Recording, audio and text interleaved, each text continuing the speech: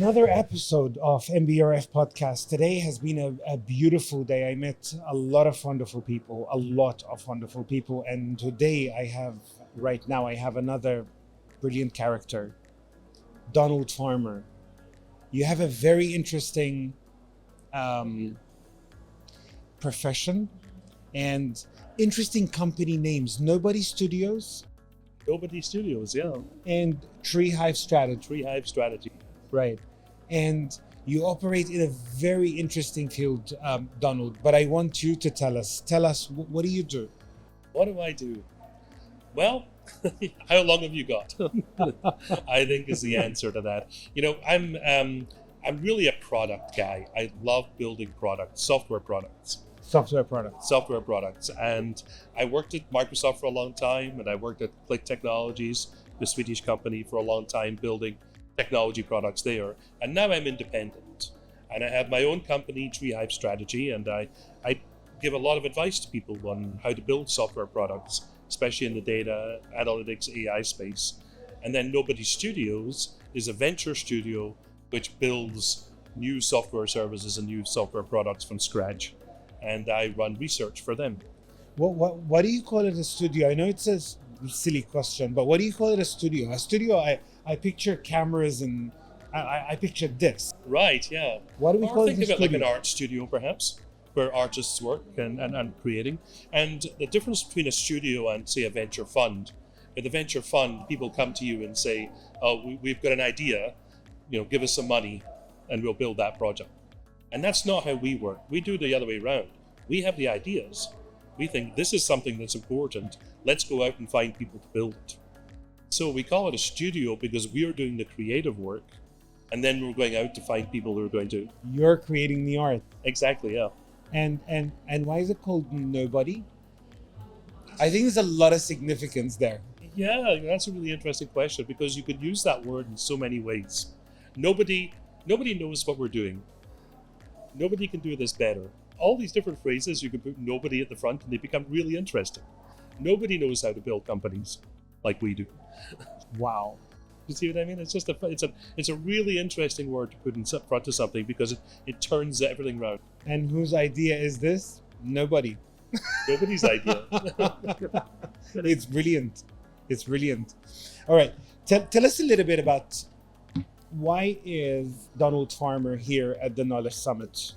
Well, I'm here because I was asked, which is a great reason to... Brilliant. And that's lovely because it's a very, I know you understand this, but it's a very hospitable and very intellectually exciting environment to be here. And the reason I was asked, I think, is because one of the themes of the Knowledge Summit is always bringing people together. And I'm a great connector. One of the things I really, really enjoy doing is connecting people. As I get older, I realize that I can't do everything that I want to do in the remainder of my life, if you like. But what I can do is I can enable the next generation. And I love making those connections. And there are not just me here, but there are several of my friends here that I've introduced to the Knowledge Summit. And I've introduced them, they've been invited to speak as well. And that's really important to me because making those connections and enabling the next generation, at some point that becomes the most important thing you can do in your life. And I also meant, in a way, why would someone like Donald Farmer want to be at the Knowledge Summit? I mean, that's the other phase. I know you want to connect people. I know, and you said something brilliant that made me smile, because just before that, I was talking to a professor at Mohammed bin Zayed University for AI. And I told her one of the most divinish kind of jobs is to pass on knowledge. And it's kind of selfless because you're doing something, you're planting a tree that you probably won't eat from. Right. that we won't eat from. It's not for us, it's for those generations that'll come later. Yes. And she answered, she said, wait a second, that's actually selfish, not selfless. Because she goes, I get to live on. Yeah. Which I absolutely loved when she said that. It's so interesting. So a key reason I am here is because I can learn so much here. And the reason I can learn here is because this is very different from going to yet another conference in the US talking about AI, where there are many of them. And of course, Silicon Valley and where I live in Seattle is a center of AI. I mean, Microsoft and Amazon are in my hometown. And many of the advances in AI are happening in my hometown. And yet, as a result, I hear the same stuff over and over again. You would think it would be more innovative, but because that's where it's all happening, you don't really get a different perspective.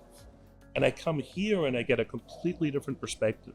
I get a different perspective about the significance of AI in society. I get a different perspective about the way in which AI will transform the world. And I get a different perspective from, quite frankly, from a much younger generation who are thinking about the world in a different way and how AI will transform the world. So the first time I came to Dubai was 18 years ago. It's not that long ago. My goodness, the changes I've seen in 18 years, it's incredible. This part of the world is changing so rapidly. I'm smiling because I lived it. I saw the change. Right. And it's the only country, ladies and gentlemen, that you can live in it and yet be surprised. Drive through a street and then 3 months later you drive through the same street and you think, well, that's new. That wasn't there. Right. But that gives you a very different perspective on the world. See, if I go to a conference in the US, I go to a conference in London, go to a conference in my old home country of Scotland, and what am I looking at? I'm looking at people in a slow-moving world who are thinking about how it will change, which is a very defensive attitude. Oh, our world is changing. We like it. Keep it the way it is. Exactly. If you don't like it, you come here and, oh, the world is changing. That's fantastic. Yeah. That's there, such a it's like we like it the way it is, leave it. Exactly. Yeah. I agree. And it's because I think here is a very young generation in this region. Absolutely. The youth, there's a lot more youth in this part of the world. Okay, I have a question for you. Someone who designs software products and AI products, 2 things that you love and 2 things that you fear about this industry. I'll tell you what, Donald, I can do this for 5 hours. I can talk to you for 5 hours. I have so many questions. I'm trying to fight with my brain to select, because we have 2 or 3 minutes left? Yeah. 2 things that you love and 2 things that you fear about this industry. Yeah, so what I love, genuinely love, is just the spirit of excitement. This is a very, very exciting change in human society, not just in technology. That doesn't happen very often. The other thing I love is that I actually enjoy it. It's fun. And that's really important. I mean, not all technology is fun. This is fun. Gosh, configuring networks, that's important, but not fun. I love this. It's a lot of fun. What do I fear? Of course, I fear that it will be used wrongly. It can be used badly. Like any technology, it can be used for good or bad. We can get to have too much fun, maybe? Too much fun, or it can be used for evil purposes. There's no doubt about it. The other thing I fear, though, is that people will be too afraid of it. I fear fear. I fear that people will not take advantage of this because they're too worried about it. Yeah. You know, the fear of losing jobs, the fear of, and that fear it's fair, but at the same time, if you look at every technological advance we've made, it's actually created more jobs in the long run. Give me 5. Thank you, because I wanted to say that. When they invented the machine, they freaked out. Absolutely. Some factories freaked out. But guess what? It created more jobs. Many, many more. And that's where it gets exciting. Yeah, no, look, we'll always have jobs to do, trust me. You agree? Oh, totally. It's a fair statement? Absolutely. What do you advise youth? My advice to youth is really in 2 things. And the one is, I want them to be excited about the future and not fear it. And the other thing is, I want them to remember that they're human, that they're people. And one thing that we miss in the world, whatever the technology is that we're using, is if we lose our compassion for other people. And it's very easy when you're young to get caught up in your career and to get caught up in the excitement of what's new and forget that there are human beings out there who need our help and who need our love and who need our attention. And sometimes you only realize that again when you're older. And you look back and think, I wish I'd done more of that. That's brilliant. You are a great communicator and a wonderful connector. Thank you. No, you are, honestly. Last question for this podcast. Will AI ever replace human? It will replace some humans in jobs that we don't care about. I mean, would you care, honestly, if I take a car back to the hotel, do I care if it's automatic and has no driver?